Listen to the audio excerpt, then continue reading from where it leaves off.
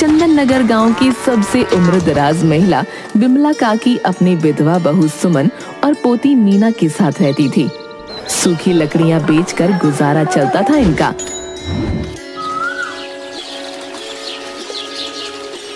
बहू, कुछ खाने को है? आज बहुत दिन हो गए रात का खाना खाए। नहीं माँ जी, बरसात के कारण भीगी लकड़ियां बिकती ही नहीं। चल मीना, आज रात भी पानी पीकर ही सोना पड़ेगा। कल तुम्हारे दादा की 50वीं बरसी है। कल ही के दिन तुम्हारे दादाजी की मृत्यु हुई थी। कल हम नदी में स्नान करने चलेंगे। दादी, क्या हम लोग गरीब ही मर जाएंगे? ऐसा नहीं बोलते बेटा, भगवान के घर में देर है पर अंधेर नहीं।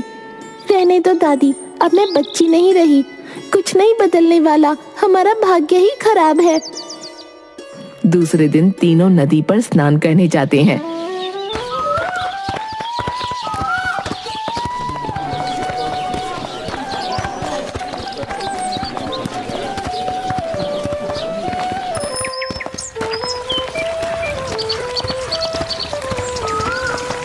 दादी माँ, वो देखो, भूतिया आम का पेड़, उस पर मंजरी। आश्चर्य, मैं शादी होकर आई थी तब इसमें बहुत आम होते थे, लेकिन एक घटना के बाद पिछले 50 साल से यहाँ की जमीन बंजर हो गई। ऐसी क्या घटना हो गई थी दादी कि आम के पेड़ सहित यहाँ पर जमीन बंजर हो गई? होशियार सिंह का बाप से तेरे दादा ने गिरवी रखी थी जमीन, सूद समेत पैसा लौटाकर वापस ले लिए थे। ये गांव की सबसे ज्यादा उपजाऊ जमीन थी। तो फिर जमीन यकायक बंजर कैसे हो गई? होशियार सिंह के बाप का कहना था कि पेड़ पर आम मेरे हैं, पेड़ में मंजरी मेरे समय का है, और तेरे दादा का कहना था कि मैंने सूद समेत पैसा लौटा दिया तो आम मेरे हैं। दादाजी तो ठीक ही बोल रहे थे। हाँ, दूसरे दिन सुबह सुबह हमारा नौकर गधैया एक आम तोड़ कर खा रहा था। तभी होशियार सिंह के पिताजी ने उसे गोली मार दी और जेल चला गया। तब से ये खेत बंजर हो गया। माँ, हम लोग इस बार खूब आम खाएंगे। अरे बेटी, आम खाना भी और बेचना भी, इसमें बहुत आम होते हैं। तभी उधर से पंडित ज्ञानचंद आते हैं। अरे, इस पेड़ पर फिर से मंजरी आ गई। मैंने बचपन में इस पेड़ के आम खाए हैं, बहुत ही मीठे और स्वादिष्ट होते थे। हाँ पंडित जी, इस पेड़ से मेरी बहुत सी यादें जुड़ी हैं। मीना का पापा और मेरा लल्ला गरीबी में गुजर गया, लेकिन इसे बेचा नहीं। हाँ, वे कहा करते थे कि ये पेड़ नहीं, मेरा गधैया है। चलो काकी, इस पर फल लगेंगे तो एक पूजा करवा देना।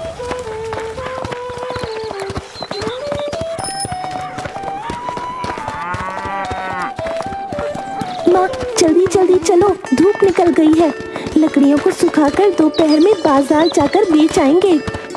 मीना और सुमन दोनों लकड़ियों को सुखाकर बाजार में बेचकर पैसे लिए घर लौट रही थीं।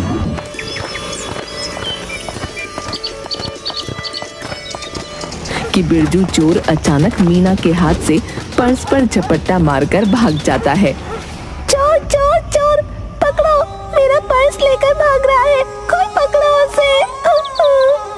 जाने दे बेटा, शायद वो पैसा हमारे नसीब में नहीं था। ऐसे कैसे नसीब में नहीं था? 4 दिन से दादी भूखी है, वो भूखी मर जाएंगी। किसी तरह सुमन मीना को समझा बुझाकर घर ले जा रही थी।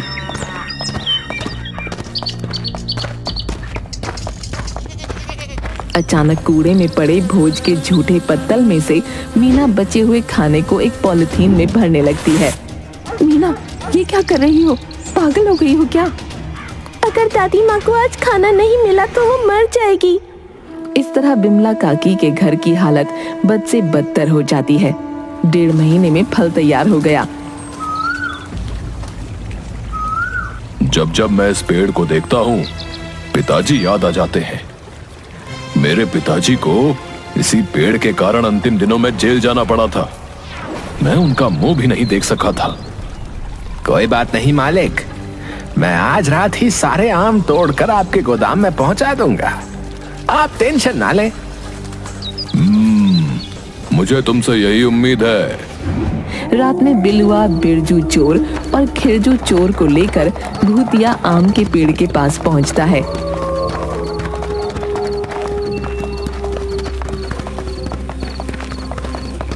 और देख रहे हो बिरजू, और सभी आमों को तोड़कर मालिक के गोदाम में पहुंचाना है हमें। उस्ताद, मैंने न जाने कितने गांव में जाकर आम के पेड़ों से आम चुराए होंगे, लेकिन इतना आम एक पेड़ में कहीं नहीं देखा।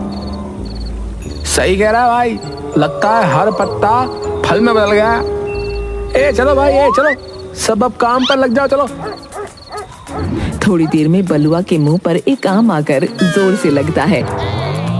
अबे ओ खिरजू, ओ देख कर फेंका कर, है मुझे चोट लग गई। उस्ताद, मैं तो आम दूसरी तरफ फेंक रहा हूँ, ये जरूर बिलवा की करतूत है। तभी दूसरा आम भी आकर बिलुआ के चेहरे पर लगता है। वो बिलबिला उठता है।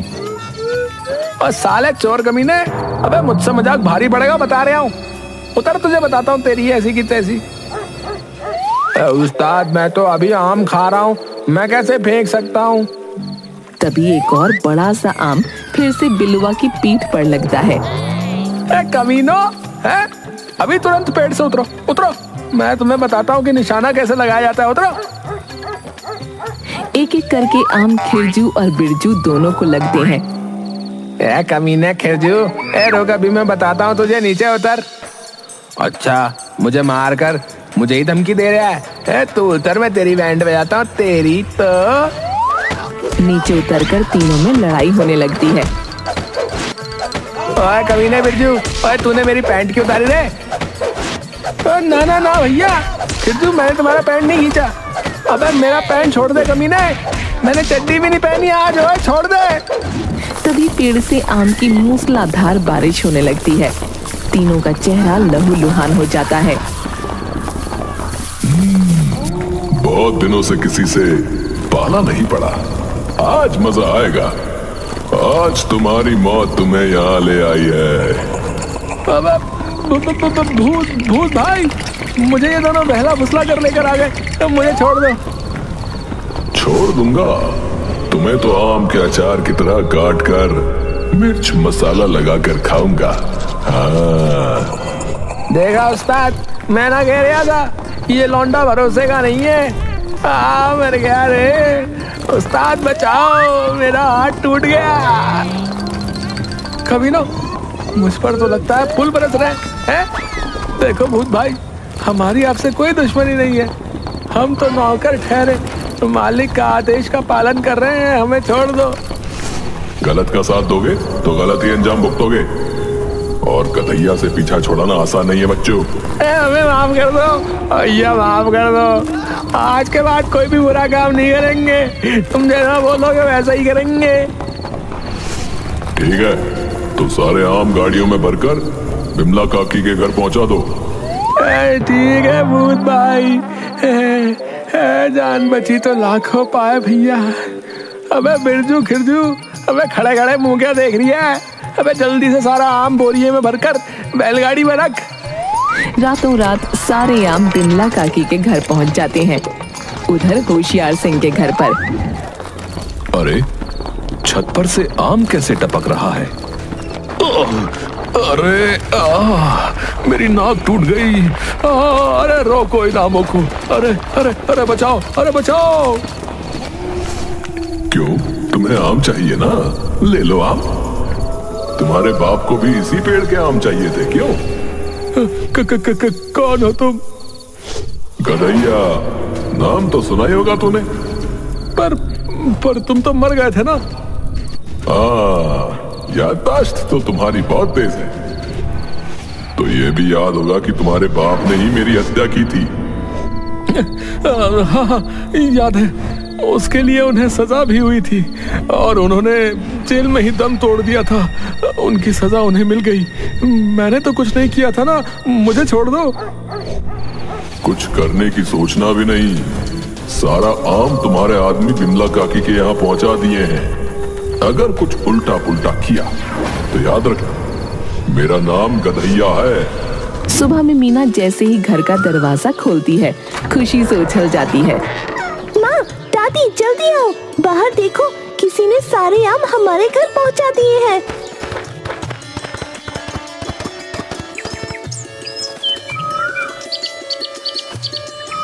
बहू, जल्दी से पंडित जी को बुलाकर आज पूजा करवा दो।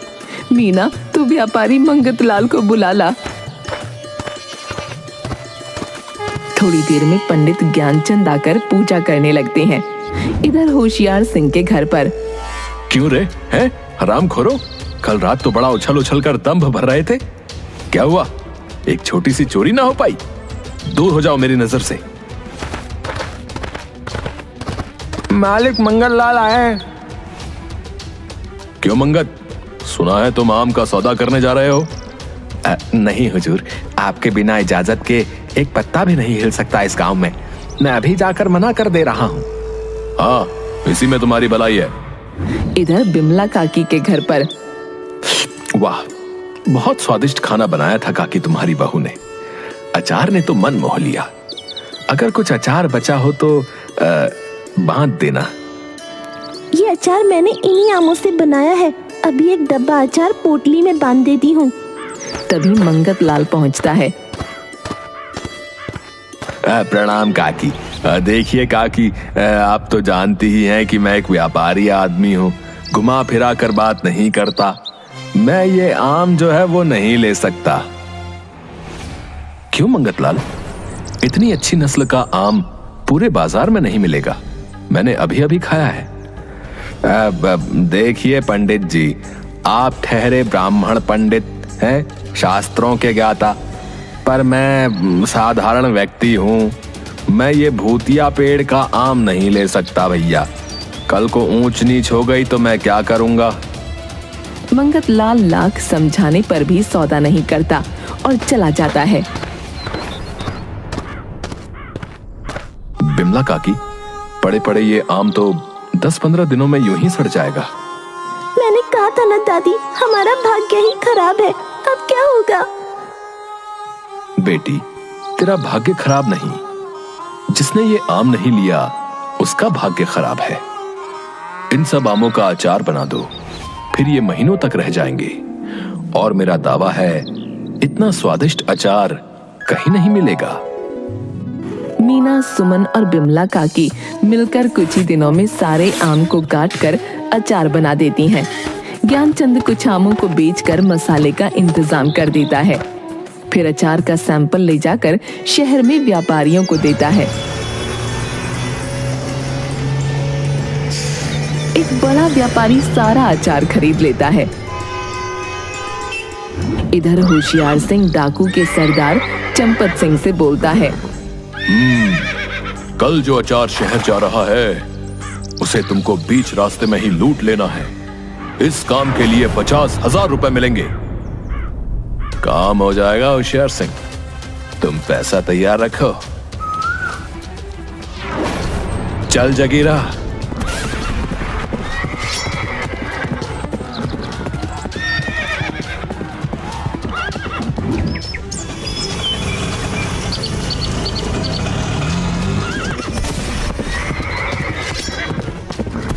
रे पंडित, चल हट, तेरी सेवा समाप्त। अब यहां से मेरी सेवा शुरू।